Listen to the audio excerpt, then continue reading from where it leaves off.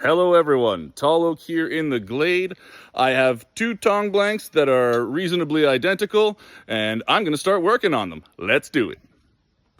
All right, so thinking about the design of these tongs, I believe that the reins and the rivet point, the pivot point, are going to stay the same. So that's these right here. As for the jaws themselves, I believe that they need to have a bit of a curve out here to accommodate material going back in this direction. That'll be the actual jaw right here. And so the other side will do the same. And so that's what I think is going to be the next step, is making this curve here. That's going to be working over the horn of the anvil, and let's get going on it.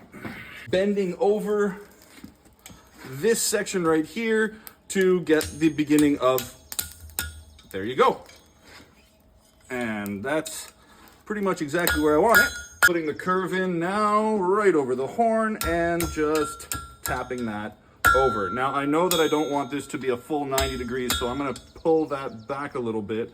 And already, it's looking pretty decent. Bringing it back to the table on here and gonna just fold that back. I want about 1.5 inches worth of tongs. And yeah, see there, I need to dial it in a bit more. So that's gonna go forward. This is going to go down, and I want it to be a little bit more circular. Now, a pair of box jaw tongs, as the name might suggest, if you look at it straight on, the jaws themselves have to be at a 90 degree so that when they come together, they can create a box to hold a square piece of material.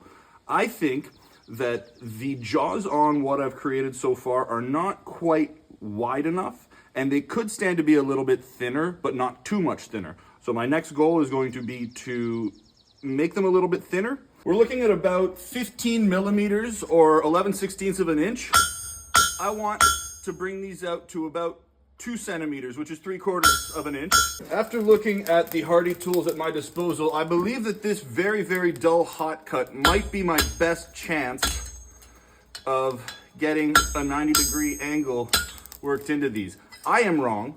That's fine. I think a big part of why that didn't work is that there's the same thickness pretty much all along except right at the jaws. I'm gonna try and thin this part out. Just make it a little bit more narrow. Maybe bring it down to 1 centimeter. So this is what we're looking at for now. I think I'm gonna give up on trying to put the box on the jaws because I feel like it'll be a lot easier if I'm holding, say, a railroad spike and actually form it around that once I've got the tongs riveted and put together.